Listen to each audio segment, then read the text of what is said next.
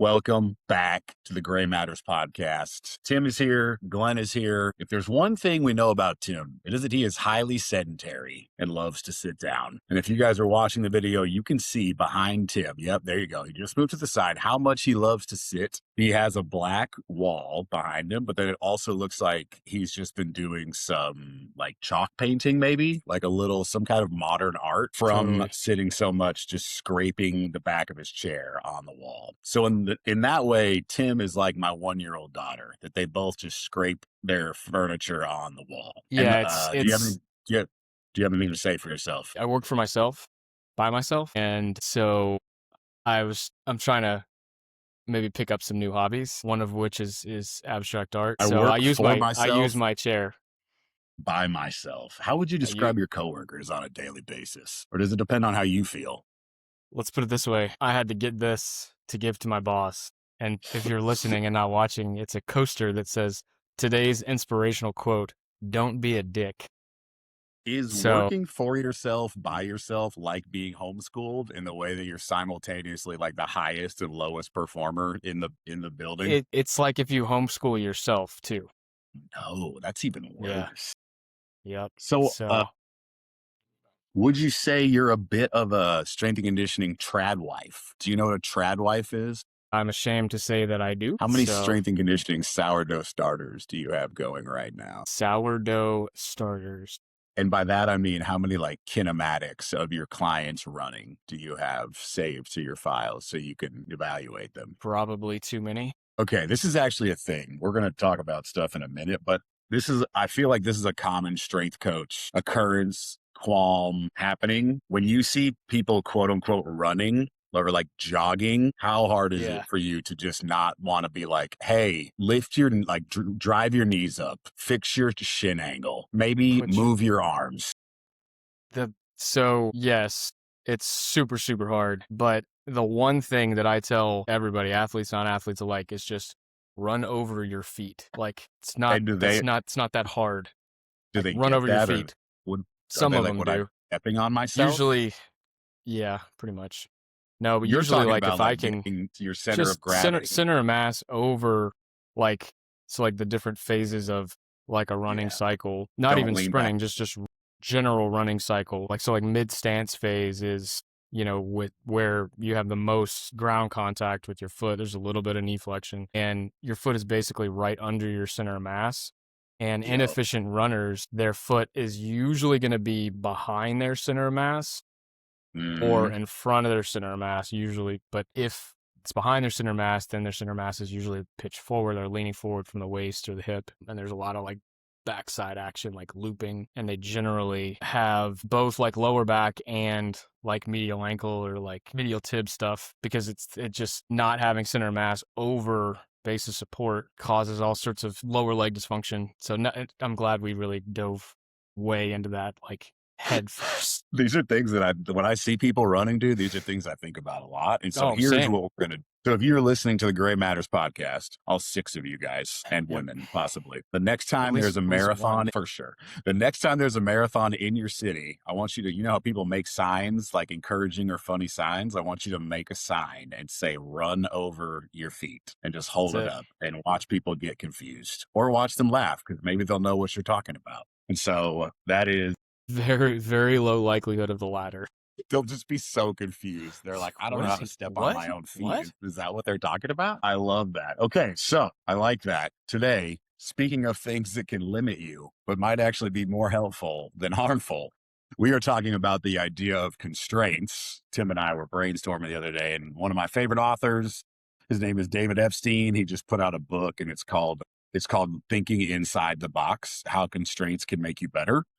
And I thought to myself, something that every professional, especially in the world of strength and conditioning, has dealt with is constraints. And really, they determine in any facet of your life how successful you are at anything that you do, and how you adapt to them, how you deal with them, how you incorporate them, how you don't. Right. And the reason why I was drawn to this book specifically was because, ironically enough, the main part of my life that I put constraints on myself is fantasy football. Because what I realized was I was always surfing the waiver wire and trying to pick people up and I was doing too much. And I was like, look, I have too many inputs. None of the decisions I'm making are making an impact the way that I want them to. So I just had to be like, look, I draft my team. I roll with them for the entirety of the season unless someone gets cut, hurt, or traded, then I can go to the waiver wire, right? And then that way I'm not constantly following the projections on ESPN and tinkering with my roster when I should have just gone with my gut instinct like I did when I drafted my team and did all the initial research. So that's the most effective place that I implement constraints in my life. And it's led me to 0 fantasy football championships, but I have finished in the top 3 the past 3 years. So That's but essentially, right, like what I realized was I have way too many inputs and I'm not making good decisions.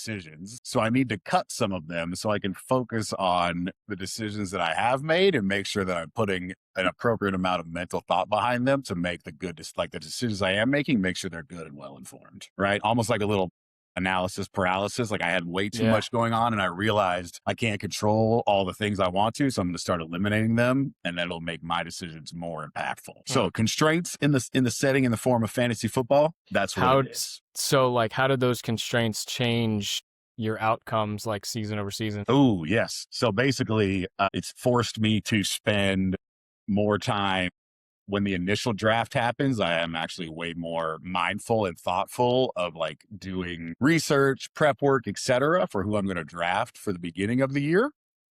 Because generally, as an individual, as a person, I've gotten to the point where if I have a gut instinct about something, it's probably correct. Like I can trust myself enough that like, if I think something is going to be true or good or successful, it usually is. So it forces me to put a lot of work in on the front end to really ground those gut instincts in research and hopefully facts and things that I've discovered and know to be true.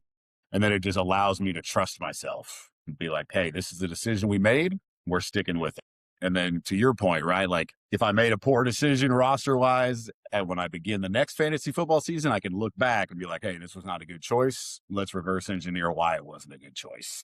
And then it just makes the experience way generally kind of more enjoyable because I'm not up at 5:58 on a Wednesday morning. Like, oh my gosh, who can I pick up before somebody else picks them up on my team? So yes, generally that's kind of what it's had me do is like put more work in and do more prep work, which generally leads to better outcomes because I'm not making split decisions based off of how I'm feeling week by week because I might have lost a game because one guy that I thought was going to perform didn't perform, but over the course of the season, he does a good job, et cetera, et cetera. And I was not even planning on using the fantasy football analogy, but it's actually working out pretty good Yeah, no, because I think most of us I think it's phenomenal because are it's like familiar with fantasy football. And if yeah, you work with it's low athletes, you see stakes. it. Yeah, it's low stakes enough too. It's like it's not a a massive, decision or, professional situation. It's like, okay, here's something that I can use to practice these principles. And I can probably learn a few things in the process just by being observant and then take the same concept and apply it to, all right, what's something maybe that's a little bit higher stakes or something that I have to do professionally.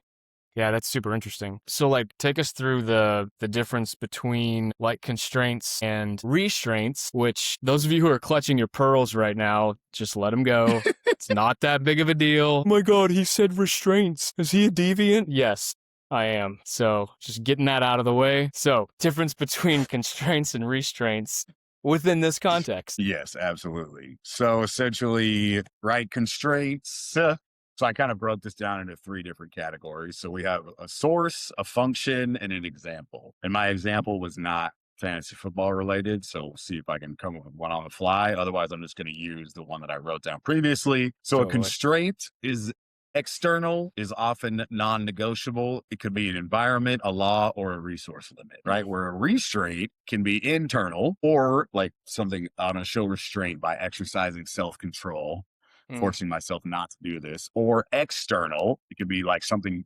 literally mechanical that restrains you, holds you back from doing something, or even like a legal force of like, oh, can't do that. A restraining order.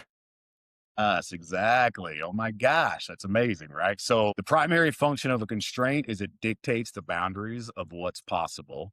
It essentially builds that box for you, right? That when we say think outside the box, the constraint is you being inside the box because you can't That's fucking awesome. modify these things. Whereas a restraint stops or holds back an action or a behavior. So a restraint would just be like, well, guess what? Now you can't even think because we're not allowing you to, because Yeah. we've done something physically to you that impairs your cognitive. So, general run of the mill example, we couldn't finish the project because of strict time constraints, versus I had to restrain my dog with a leash, with a harness, whatever, from chasing the mailman. So, if I think about this in, let's see if I can make an appropriate analogy here.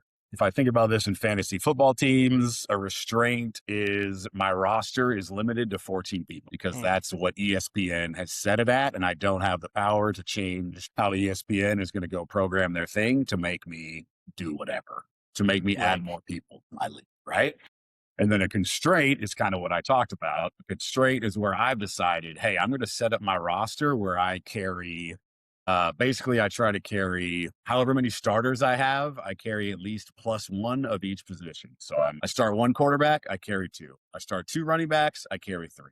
Right. I start one tight end, I carry two. Those are just my quote unquote constraints and really my strategy Yeah. to how I run Well, my team, because then I'm not switching back and forth trying to find extra people that I don't need, because I'm like, well, my roster's full. These are the decisions I've made. I have to stick with. yeah, we used to call that 2 is 1, 1 is none. Yes. Yeah, exactly. So So constraints versus restraints. That's what they are. So yes, generally speaking, that's what I was thinking about. I was reading, we talked about this a little bit as we were kind of shooting the breeze beforehand. And so I was reading this book and it talked about there's something called a paired constraints theory, and people mm, will do this.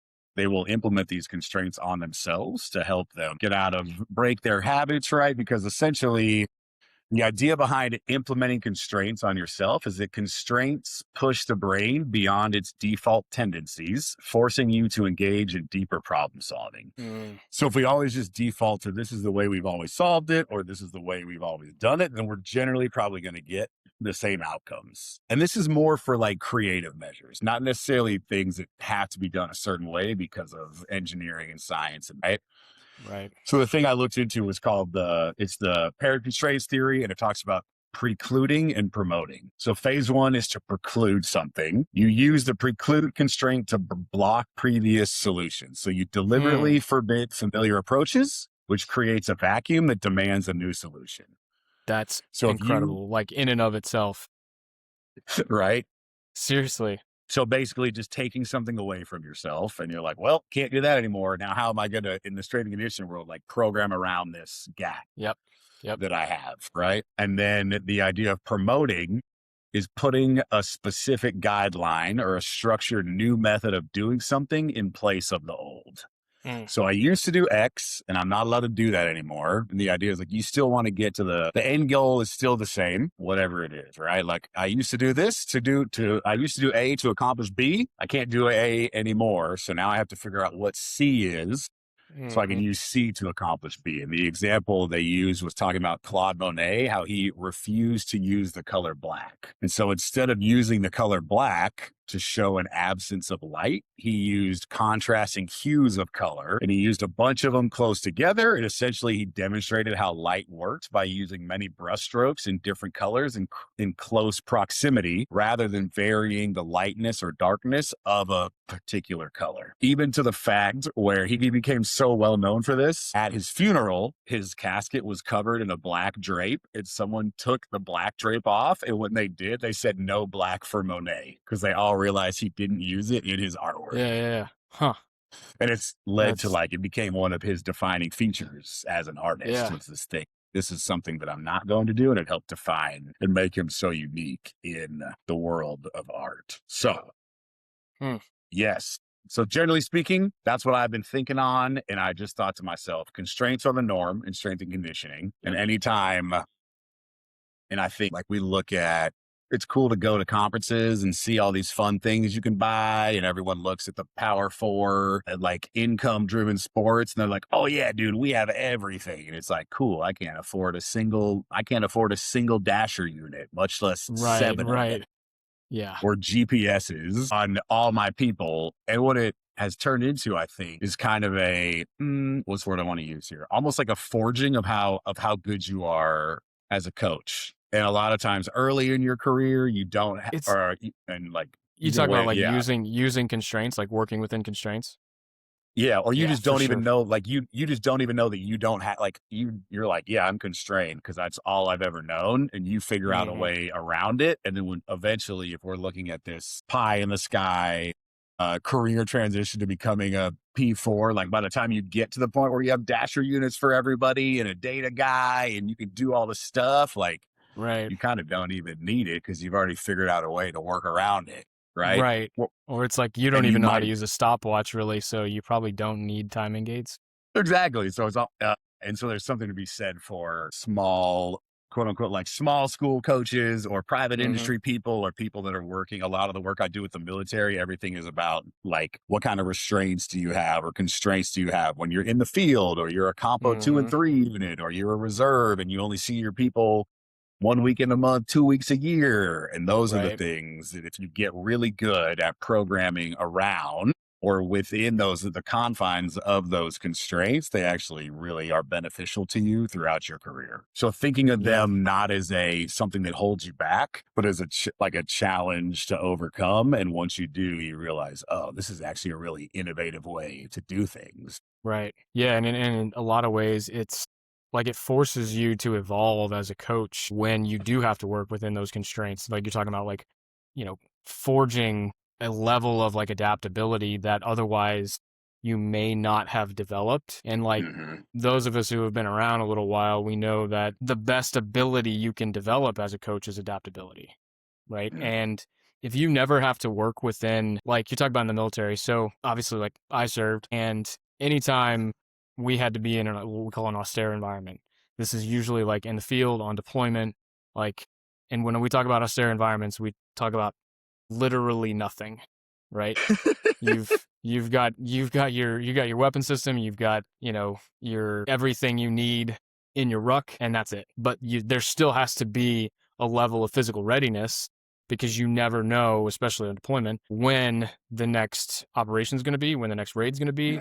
So being able to still train when you're at some remote fob, right, forward operating base, is super, super important. So like a lot of the consulting that I did within the military was taking, okay, like what are some principles that I have as an S&C coach that I would use with athletes? How do those transfer to that environment, that austere environment in, the middle of Afghanistan at the time? And so like one of the solutions that I came up with, something that I used as a coach, was Vern Gambetta's leg circuit. Just phenomenal lower body stimulus, checks a whole bunch of boxes. And the way that I adapted it, it's like, okay, like we get a lot. It's all, for those of you who aren't familiar, everything's in the sagittal plane, just like most stuff. I was like, well, the only thing I want to add is I want to do a frontal plane leg circuit as well.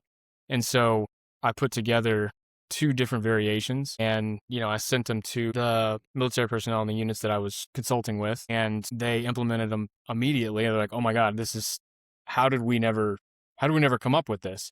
I was like, well, it's not necessarily that you weren't creative enough, but you were never forced to adapt because you went from one environment where you had everything to an environment where you had nothing and you felt helpless. Yeah.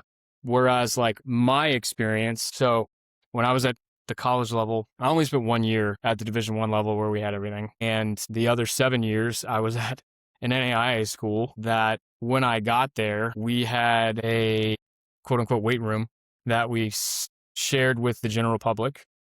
Mm. And it had mostly like really old school, like free weight equipment, like a bench that looks like a powerlifting setup that takes up, 30 square feet, right? Yes. And Yes. within this room, we also had 77 pairs of dumbbells, three walls of dumbbell racks. Golly. So when we went to, the AD came to me when I started working as a contractor with the school, and he's like, "Hey, we really want to turn this into like somewhat of an athletic weight room.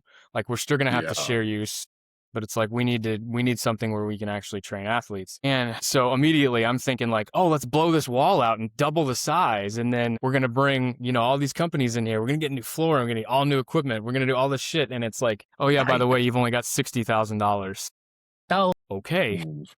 I actually take that back. It was 120 at first, but then one of the equipment companies comes in. It's like, oh, you need $60,000 in cardio equipment upstairs, obviously. Oh, So God. right off the top, cut it in half. So what I did is I sat down with a guy who used to work for one of the big companies, was kind of a mentor of mine when he was in coaching, and I said, look, I have a vision for what I want, right?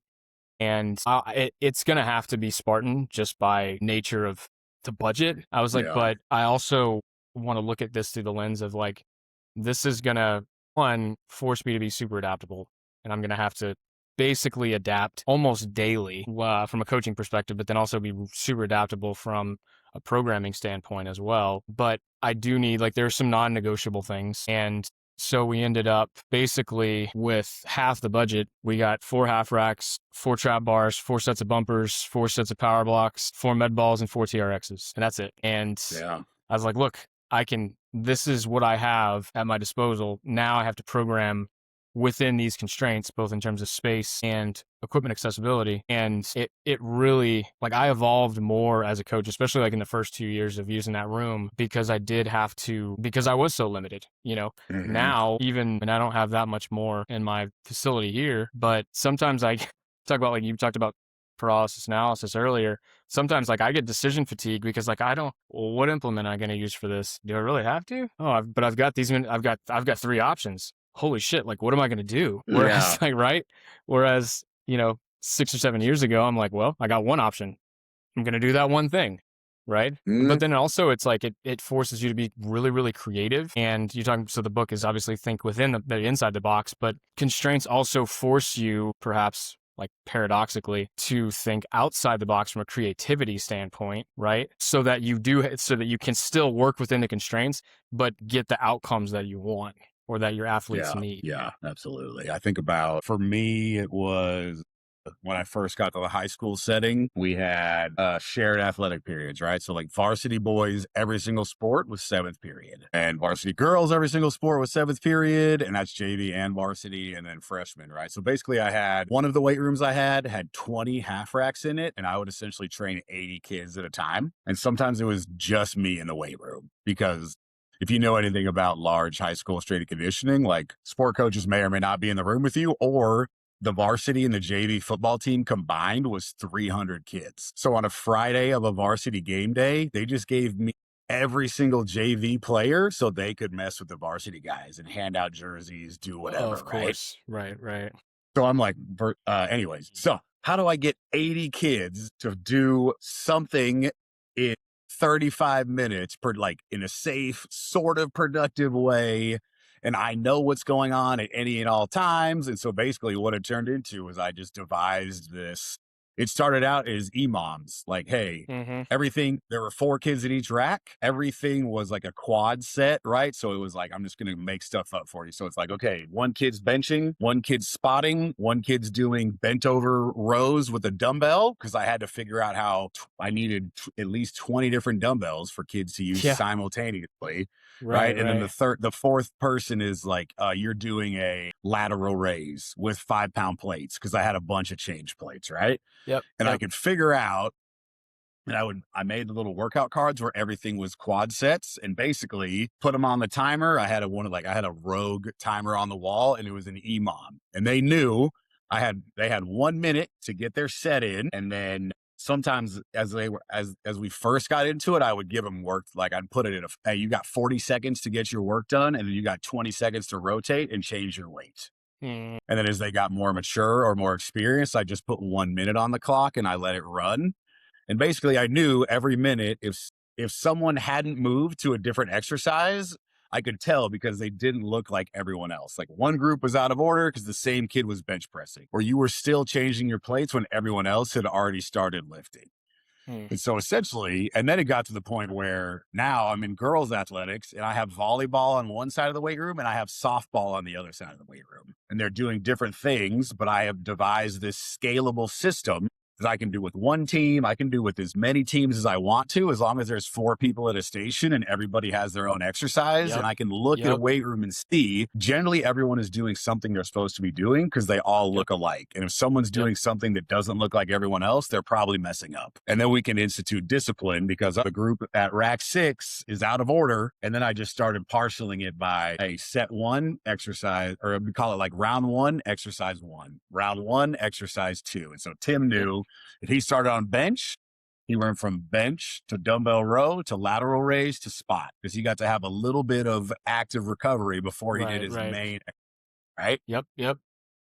And then I could take that. And because I was also indirectly in charge of our middle schools, so I had three campuses. So I had 1 high school, 2 middle schools, and I had 8 weight rooms in total. So 3 on the high school side, or 7 weight rooms in total. I had 3 different weight rooms at the high school, and then each middle school had 2 weight rooms in and of itself. Jesus. So I could basically devise, not sustainable. Spoil of riches. Basically I devised this thing like, hey, this will work wherever you are. And if you have a group of less than 4, then it just turns into old school. Like when you're a little kid playing baseball, you're like, hey, ghost runner on third. Like this person, you know what I mean? Like we never, if you're spotting nobody, I don't care. Stand there and spot nobody. Just stand there. Right. Because if you do, because if you mess it up, like then you're doing too many sets, then you're messing up the rotation for everybody else. And then I took this thing and I scaled it where it's like, hey, it works for 1 team with 80 people in the weight room at a time. It works for 3 different teams. Or if I have a group of 7 kids and I need to put them on the timer because our discipline is low, cool. I stand there with 7 kids and make sure everybody rotates the right way, right? But it became this big system that now everybody can use. And when the 7th graders became 9th graders, they were already used to every minute on the minute, I rotate. And then this is how, and then basically if I had them doing more sets, right? Like if we were doing 7 sets of 3, you got less than a minute because we had to still fit it within 35 minutes. Then you just got less time to do your sets of 3. Which physiologically like isn't correct from the NSCA, but the number one thing we just talked about is like you're not going to ever have anything the way it is in the textbook. And the coaches that you work with, like if they saw you letting kids sit around for 3 to 5 minutes anyways, they would flip their lid. So absolutely.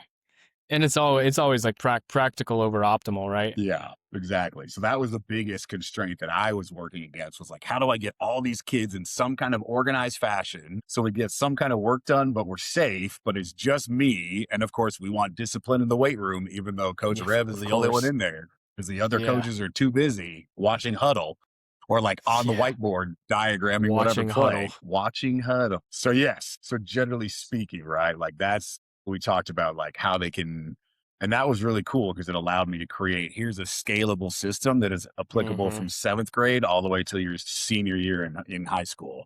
Yeah. And now the kids are in it. The coaches understand it. It became a district-wide thing. That's like, hey, this is how we run the weight room. No matter where you are, if you're going to end up at this high school, it doesn't matter what middle school you came from. Like this is, you know how to operate once you get in there. And then we eliminate the whole 9th grade only summer strength and conditioning. None of the kids know how we want them to act because they did different stuff at each middle school. Like I don't have to mess with that. And during the summertime, every single sport coach from the high school or the middle school, like worked at least 1 week with me. So they essentially became my interns for the summer. Yep. And if we onboarded a new coach, I was like, hey, look, there's 1 of me, there's 1,000 athletes and 80 of you. Like I'm not going to be if I'm in the weight room half the time, that's a win for you and for me. Yeah. Right. So here's how we do it. Figure it out while I'm around to help you. And then when you like become the one, you got it. Yeah. So. Yeah. And that's kind of a lot of how I had to adapt to my environment. It's like, okay, I know I've got the space constraints, I got the equipment constraints. All right, what's the how many athletes is the max I can handle in a session based on those 2 factors, right? Space and equipment. I was like, okay, well, basically 16. So not only from a safety standpoint, that's 1 athlete per 100 square feet, but it's also, I've got 4 racks, I've got 4 sets of power blocks, 4 med balls, 4 TRXs, 4 trap bars, like 4 pull-up bars. So it's like now I can program based on space, equipment, optimal number of athletes in the session. What really fucked me up is when there would be like 14 instead of 16. And I'm like, oh my God, what do I do? Yes. But with that being said, what are those 2 people going to do now? It's always easier to go down than to go up though. Because at least it is.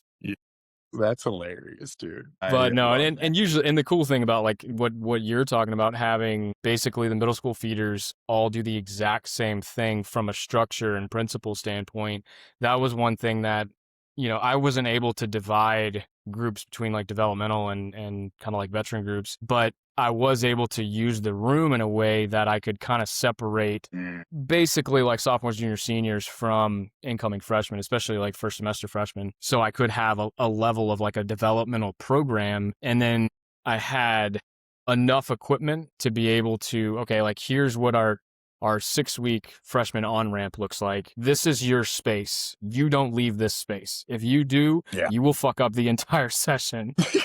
So, Yeah.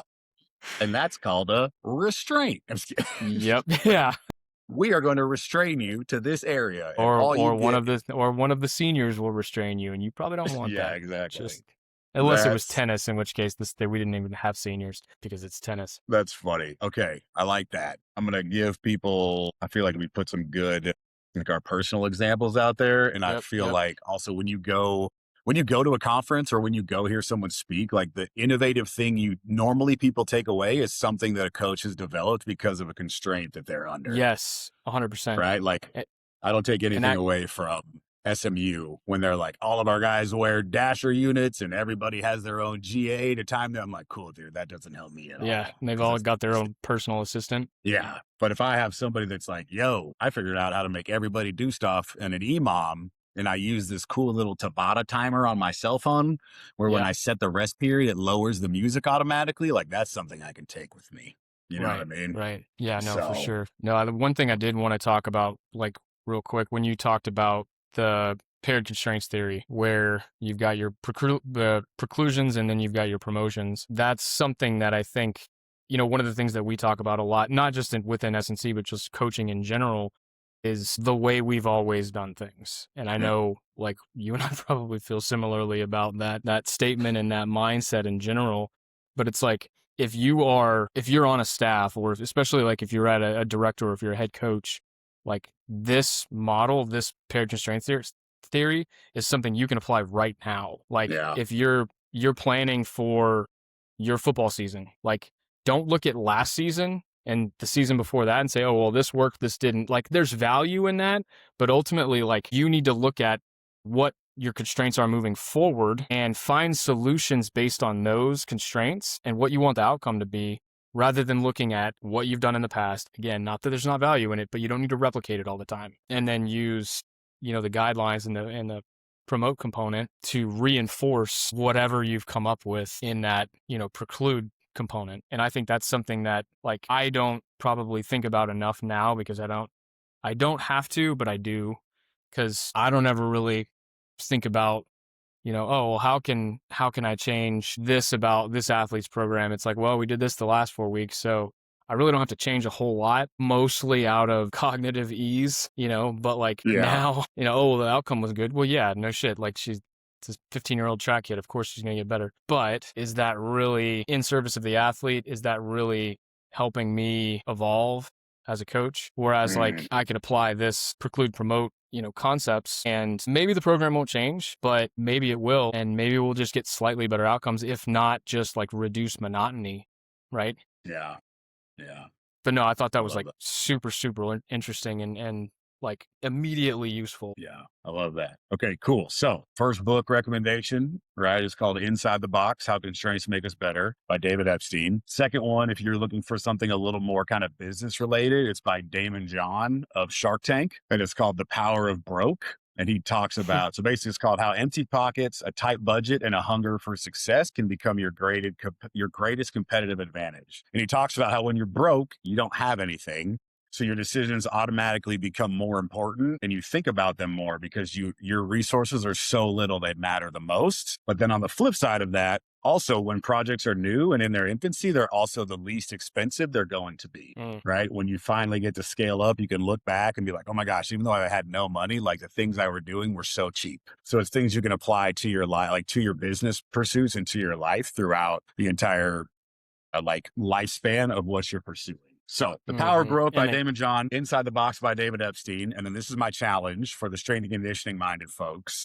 I had a mentor give me this challenge a couple of years ago, a long time ago, actually, and I just thought about it and it's perfect. So for the next month or whenever you get to a break in your training, if you want to mix it up for the next 4 weeks in your training, anytime you do anything with a barbell, every working set, it doesn't matter what exercise you choose, every working set you do, it doesn't matter how many sets, how many reps, has to be 225 pounds on the barbell. You can Love warm that. up to it. You can warm up to it however you need to, but any exercise you normally do with a barbell has to be 225. And you just figure it out. You figure out how to do the sets and reps to get you where you want to go. But you can't do anything else other than 225 once you're done warming up. That's your working weight. So whether you bench press, deadlift, military press, overhead squat, back squat, front squat, power clean, hip thrust, don't care. You get 225 pounds on the bar for a month and figure it out. And I bet you'll come up with some pretty innovative stuff to do. And you'll probably come up and do some exercises you haven't done in a while. Yeah. And you could probably scale that to 135 and 185 for smaller Or people yeah, and whatever, right? other genders. Yeah, no, that's Yeah. super interesting and probably not something I'm gonna do. You got to get ready, dude. Squat-tober is only like 2 months away.